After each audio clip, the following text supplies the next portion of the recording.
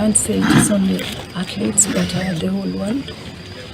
We have all known Kiptum as our best, and even he was in our team for the Olympics.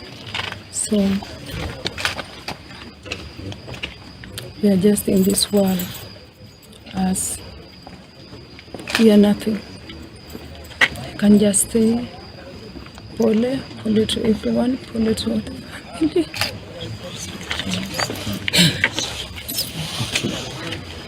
On Saturday, I can say that it's a very sad moment,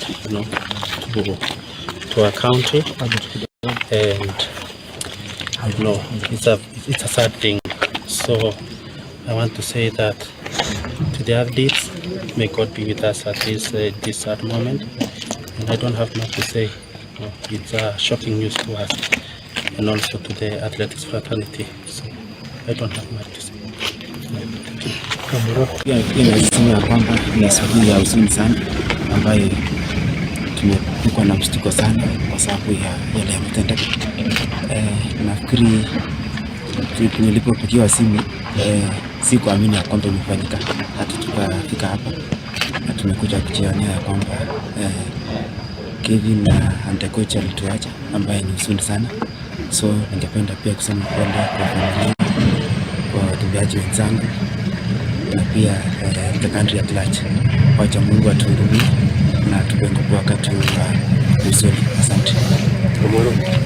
It's a very, very horrible night, and we are saddened by the loss of Kiptum and Chapes, the coach. It's sad news for us as a department, as a county, as the family, and even the whole world. And we just want to say pole to the family.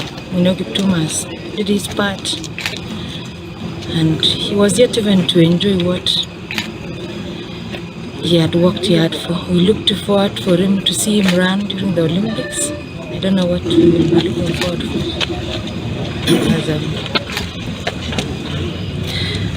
But Kiptum, salam. Swala. Kama ni alikuwa mara kuteka, tunasema kwamba poleni sana family, na sisi kama Kenya mzima, Elgeyo Marakwet, Chief Warrior Division,